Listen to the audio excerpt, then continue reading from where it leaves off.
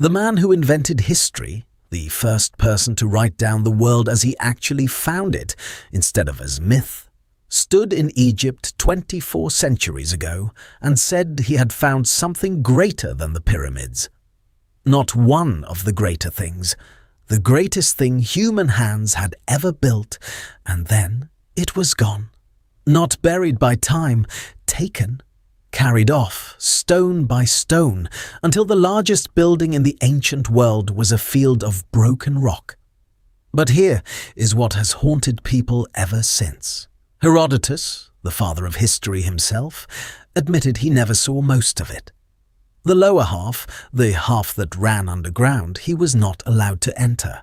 He wrote down what was down there anyway. By rumour, on faith. So the most famous account of the Labyrinth of Egypt is, in the words of history's first true witness, half a guess. 24 centuries later, no one has proven him wrong or right, because the thing everyone arguing about it forgets is this: nobody has actually dug. It happened at a place called Hawara in the green Fayoum, south of Cairo. Herodotus passed through around 450 BC, an old man, in a country already ancient to him. And what he found beside a decaying pyramid he could only call by a single word: Labyrinth. Picture it the way he tried to: 12 great courts, walled together beneath one roof, their doorways opening onto each other across the shadow. Pass through one, and you entered another. And another, corridors doubling back, stairs rising and falling, 3,000 rooms folding into one another until a man could not find his way out without a guide. That is where the word gets its meaning. This was the labyrinth, the original, and here is the line that should stop you. Herodotus had seen the pyramids of Giza. He had stood in their shadow and called them beyond words, each one the labour of generations. Then he walked into this building and said it surpassed them. Not equalled, surpassed. The man who taught the world the meaning of wonder looked at the greatest tombs on earth and said the labyrinth was greater. He was not alone in his astonishment. Strabo, the greatest geographer of the Roman world, the man who set down the shape of the known earth, described roofs cut from single colossal slabs of stone, with as many vast halls as Egypt had provinces.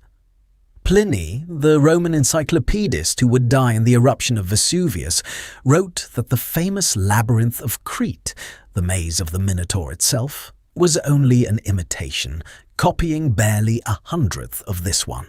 They could not even agree who built it.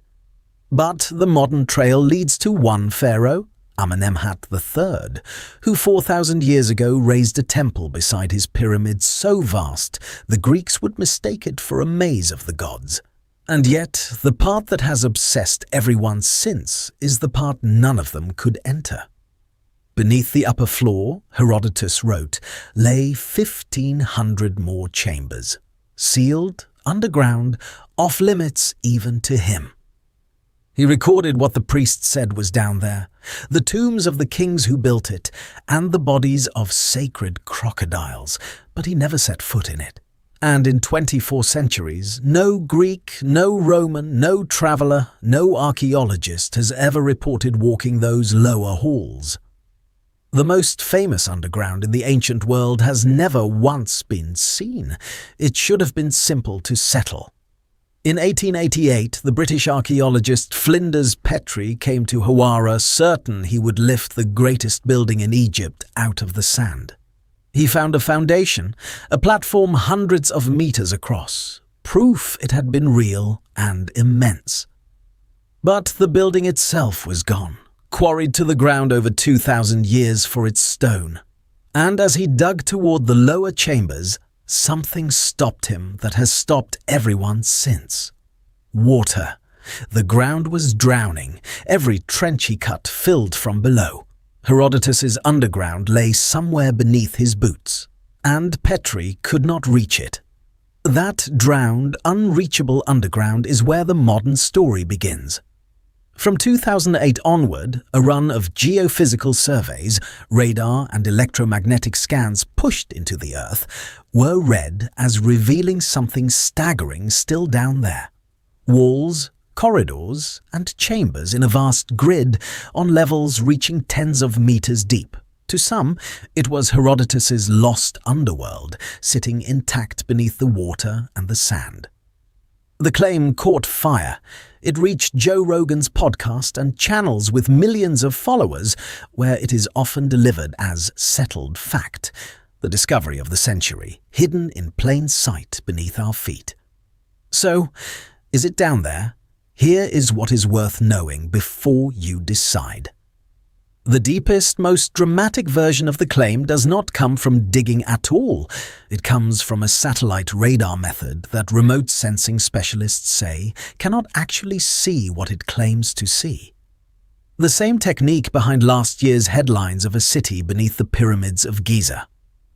Ordinary ground radar, the trusted tool, loses its signal in wet ground, and there is no wetter ground than Hawara.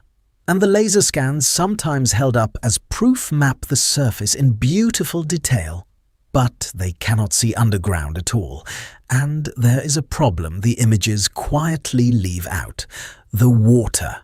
You are being shown a pristine, walkable maze tens of meters down, beneath a site so flooded that even the people making the claims say the entrance itself lies under 5 meters of standing water, beneath a pyramid whose own burial chamber is now submerged.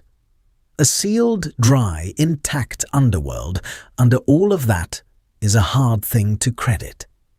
Egypt's most famous archaeologists dismiss the underground claims as fake news, though that by itself settles nothing. The establishment guards its turf, and it has been wrong before. The honest problem is simpler. Not one of these scans has ever been tested by a shovel. No trench, no borehole, no camera lowered into a single one of those rooms. It is a picture drawn from signals, not a thing anyone has ever touched, which is why this year matters.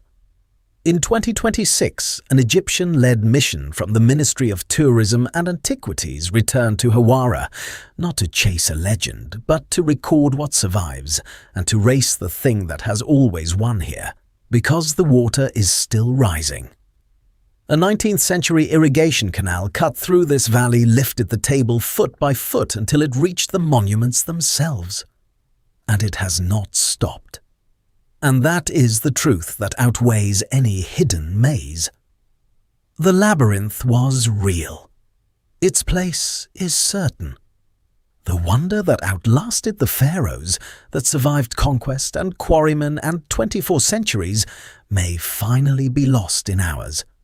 Not to time, not to looters, to a canal. Whether an intact maze still waits beneath it is unproven, not found, not disproven. One careful trench could end the argument for good. The only question is whether the diggers reach it before the water does. You decide what you believe is down there. We will be watching what they actually pull out of the ground. There always seems to be more than we were told. Subscribe and keep exploring the mind of Matt.